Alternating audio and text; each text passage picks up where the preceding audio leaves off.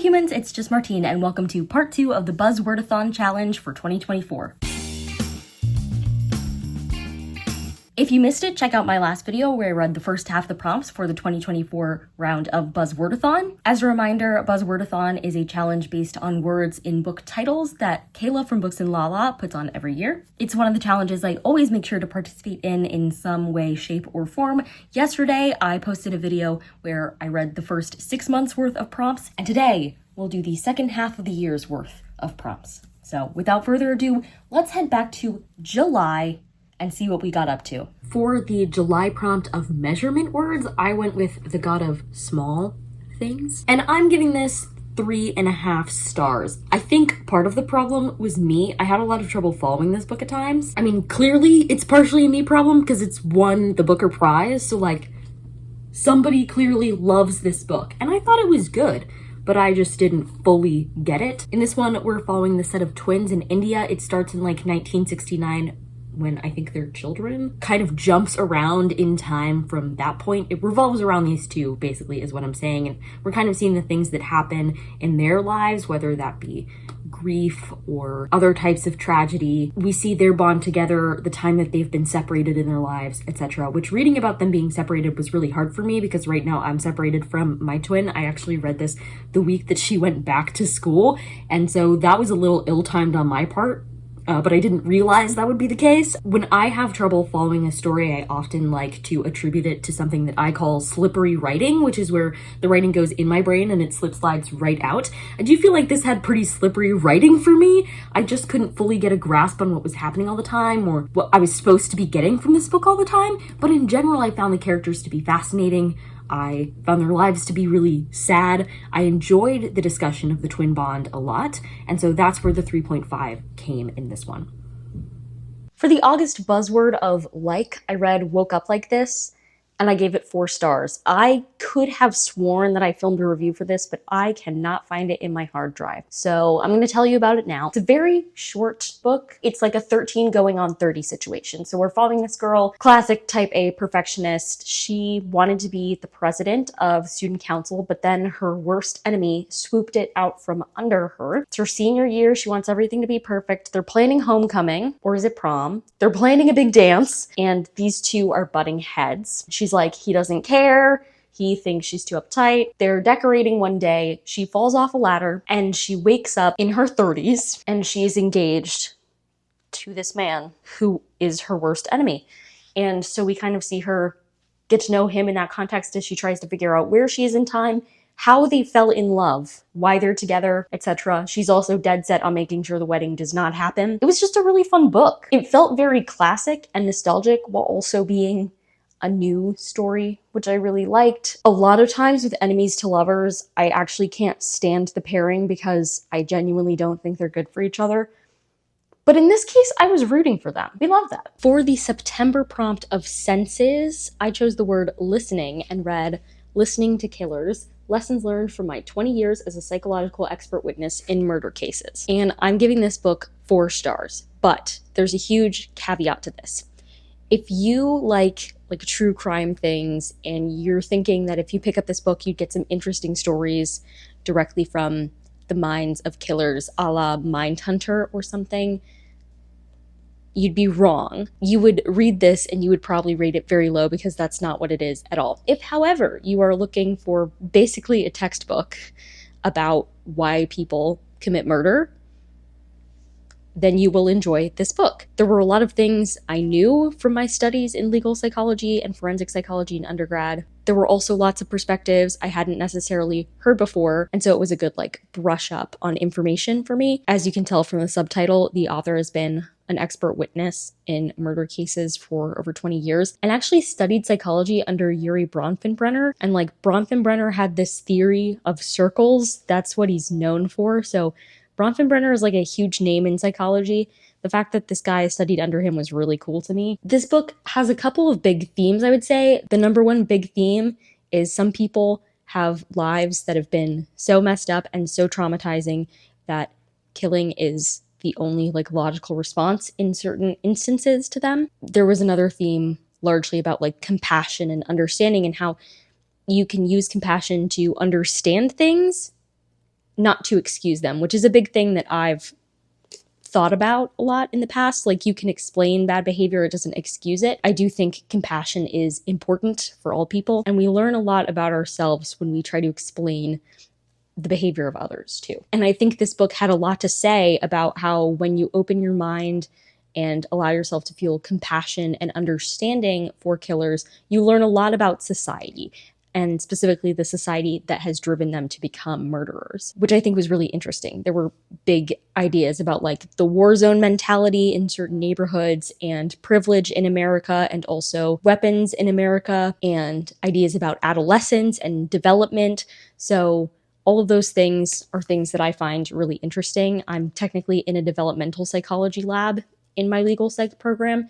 And so like thinking about development and how it influences us is really important to me and something that I care deeply about. So from that perspective, this book hit all the right notes. I think the author made some great points. My favorite point was about like prolonged trauma. And I'm thinking about this in the context of my life too, right? Like every time we endure something hard, this can come up. So I really like this analogy I'm going to share with you. The author was talking about how we all have a different level of aerobic fitness. Some of us can breathe better than others. We can train ourselves to breathe better and have a better outcome with our respiration through like exercise over time. And so the same can be said of like traumatic things that happen. When stressful things occur, you know, we can increase our capacity to cope with those stressful things by learning better coping strategies.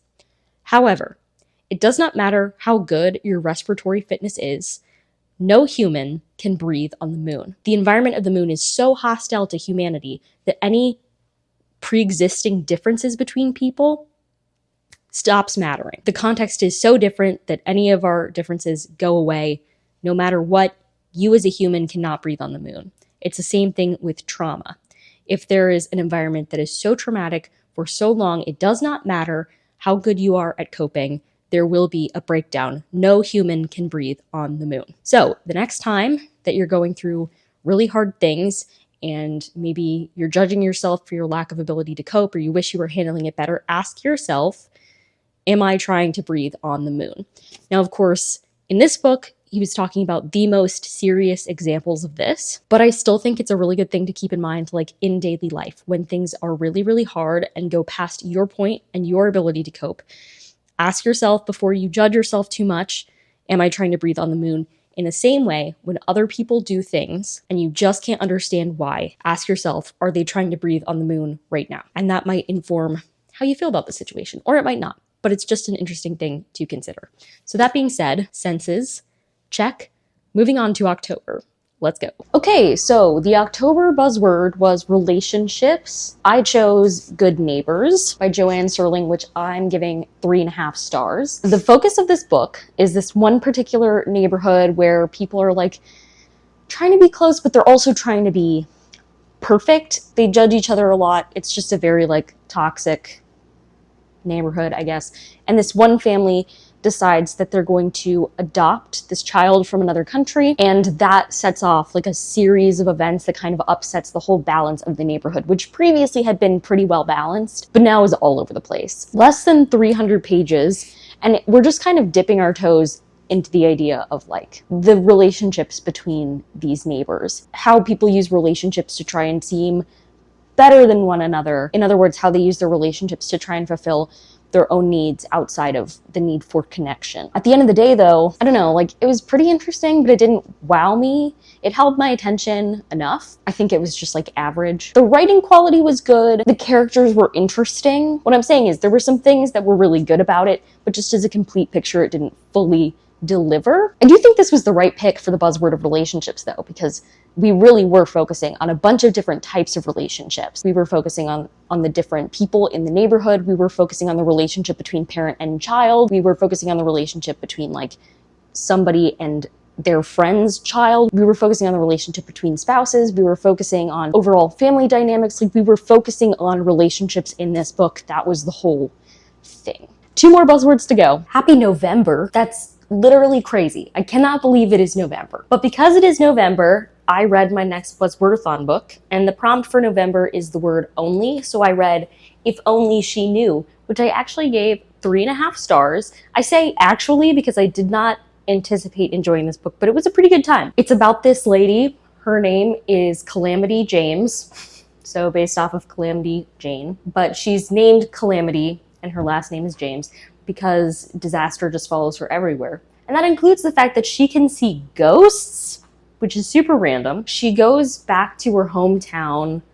I forget why now. Does her sister need something? She goes back there after a long time away because basically she was accused of murder many years before. She did not commit the murder, but people think she did, and she was acquitted. So she's like gone from home and she's like, I'm never going back, but then she has to go back for some reason. Oh yeah, because there's death in the family. So she goes back and they're like, this death was kind of mysterious.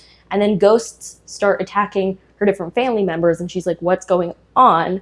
And this ghost appears to her. It turns out to be the ghost of this woman that went missing in the area a little while ago. And the sheriff, who doesn't necessarily know that she can see ghosts, is like, you have good intuition, and if you help me solve this case, then I'll clear your name and record, because she has like a lot of crimes on her record or whatever. So she uses her knowledge that she gets from a bunch of ghosts to solve a crime, which is kind of fun. Honestly, it was just better than I was expecting, and that led to the rating, probably. 1 book to go, because there's 1 month to go. Okay, let's talk the December buzzword of holiday words. Make sense? So for this one, I decided to go ahead and read The Christmas Heist, and I ended up giving this book 4 stars. This one is really weird. It's like a courtroom mystery, kind of very Christmassy, very over the top. It was just so fun. Basically, in this one, we're following this particular court event that's happening just a couple days before Christmas, and Christmas is at stake. It's over this flash drive because there's a dispute over the ownership of this flash drive, and there was an altercation and assault that happened based on trying to get this flash drive. And the reason Christmas is at stake is that one of the people says that the flash drive includes all the information it does for Santa Claus, that this person is one of Santa Claus's helpers, and that if Santa Claus does not receive the information on this flash drive before Christmas night, there will be no Christmas in this town. I love a courtroom drama, and so making it ridiculous and Christmassy was just so fun to me. I had such a good festive time reading this, so it was honestly the perfect end to Buzzwordathon, because the buzzword made me read this book, and I had such a good time reading it. The holiday words really came through. It put me in the holiday spirit. It was so fun. Like, not the highest quality thing I've ever read, but just so fun. Cannot emphasize enough how fun this was. Yay for Christmas! Overall, not a bad second half to the year, and the Christmas Heist book was really, really fun. With that, I'm going to end this vlog here. If you liked it, go ahead and give it a big thumbs up, and comment down below which of the books for Buzzwordathon that I read this year are you most interested in, or have you read any of the books I talked about? And subscribe for more bookish and college lifestyle content, and until next time, bye humans, bye!